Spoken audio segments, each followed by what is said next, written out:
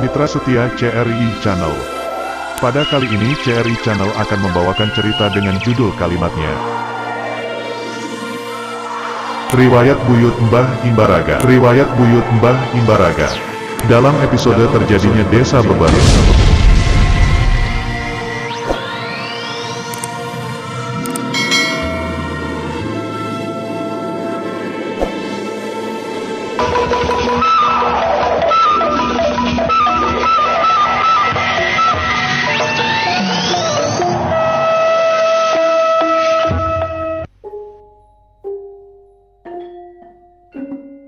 Awal dari kedatangan Ki Buyut Imbaraga ke Tanah Sunda pada tahun 1800 yang bermula dari daerah Cirebon hingga ke Tatar Sunda merupakan awal muasal dari keberadaan Desa Beber. Ki Buyut Imbaraga merupakan anak dari Sultan Cirebon yang bernama Panembahan Sepuh, hasil pernikahannya dengan Siti Harisbah. Masa kecil Ki Buyut Imbaraga dihabiskan di Cirebon.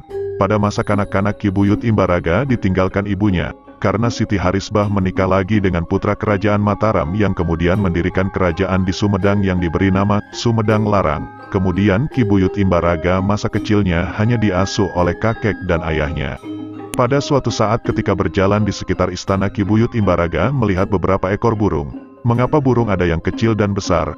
Kakeknya menambahkan bahwa semua makhluk dilahirkan dari seorang ibu. Ibu bisa melahirkan karena seorang ayah. Tanpa mereka tidak bisa hadir ke dunia, maka Ki Buyut Imbaraga menanyakan, "Siapa ayahku?" Lalu kakek menunjuk ke arah Sultan, yang kemudian memeluk erat sang Sultan. Namun karena situasi yang tidak pas di saat sang Sultan sedang melakukan rapat dengan para patuh akhirnya menegurnya beserta kakeknya. Tanpa pikir panjang Ki Buyut kabur, karena tidak diinginkan kehadirannya, sehingga datang pada suatu tempat yang merupakan tempat kuda sembrani bersemayam. Dia menemukan keanehan karena terdapat kotoran kuda tetapi sang kuda tidak ada di tempat tersebut. Ki Buyut menemukan rotan yang kemudian ia jadikan mainan persis kuda asli, yang langsung membawa Ki Buyut Imbaraga jauh hingga di tengah perjalanan tertidur, dan oleh kuda tersebut Ki Buyut Imbaraga ditinggal dan ditaruh di atas batu dekat sungai, yang kemudian ditemukan oleh prajurit kerajaan Sumedang Larang. Kemudian Ki Buyut Imbaraga dibawa ke istana tersebut. Ternyata dengan perasaan kaget siapa yang dilihatnya tidak asing yakni Siti Harisbah, yang menjadi Ratu Harisbaya, karena suaminya meninggal dunia sehingga mengambil alih kepemimpinan. Beberapa hari kemudian Ki Buyut Imbaraga diutus ibunya untuk pulang ke Cirebon. Setelah beberapa hari ia menginap di istana. Ibunya takut jika Sultan mencari Ki Buyut Imbaraga. Sebelum pulang Ki Buyut diberi pepatah oleh ibunya, jika pulang nanti sebelum melewati sungai Cimanuk tidak boleh menoleh ke arah belakang. Karena saking penasarannya setelah melewati Cimanuk segera ia berbalik badan. Ternyata yang dilihatnya ada 4 harimau yang tadinya manusia, sedangkan jalan yang dia lewati tidak ada melainkan hutan. Karena telah melakukan perjalanan beberapa hari, ia beristirahat di suatu hutan yang kemudian ia berniat membuat pemukiman, babakan, namun pekerjaannya belum selesai karena khawatir harus segera ke Cirebon tidak diselesaikan akhirnya untuk sementara ia tunda.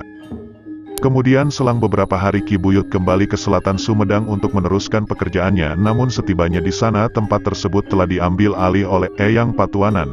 Beliau singgah dari Mataram yang kemudian berencana membuat pemukiman. Akan tetapi Ki Buyut menolak bahwa itu daerah yang pertama ia temukan. Tetapi Eyang Patuanan bersikuku itu daerah yang pertama ditemukannya. Karena Ki Buyut tidak ingin ada perang, maka ia menyerahkan daerah itu dengan ipat-ipat, atau yang disebut sumpah, jikalau daerah itu memang temuan Eyang Patuanan maka ia dan keluarganya akan makmur, tetapi jika bukan dia maka ia akan mendapat kesialan hingga keturunannya, sehingga kemudian daerah tersebut bernama Dukuh Rata. Ternyata perkataan Ki Buyut Imbaraga benar tentang temuan tersebut bahwa tempat itu merupakan temuannya bukan temuan Eyang Patuanan. Terbukti dengan seringnya kedatangan perampok ke daerah tersebut, sehingga kemudian tempat tersebut berubah menjadi babakan berangkot. Kemudian Ki Buyut Imbaraga dapat terhindar dari perampok karena sebuah benda berupa selendang panjang yang disebut beber orang Sunda. Karena dia orang asli Cirebon tidak bisa menyebut maka menjadi beber.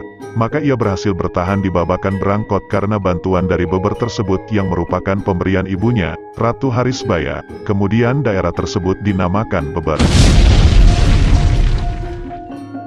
Hingga ia berhasil bertahan dan membuat pemukiman di Beber tersebut hingga ia menikah dan mendapat keturunan yang bernama Buyut Maksinem.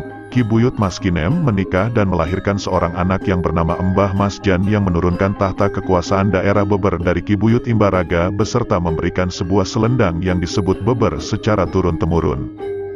Pada tahun 1950-an terjadi pemberontakan Belanda yang dipimpin Jenderal William Daendels, yang kemudian Beber dipindah tempat lebih ke utara karena tempat tersebut merupakan daerah Randegan, maka Randegan dipecah. Beber menjadi kota baru karena perpindahan tersebut. Dari tahun ke tahun kota baru diubah menjadi Beber.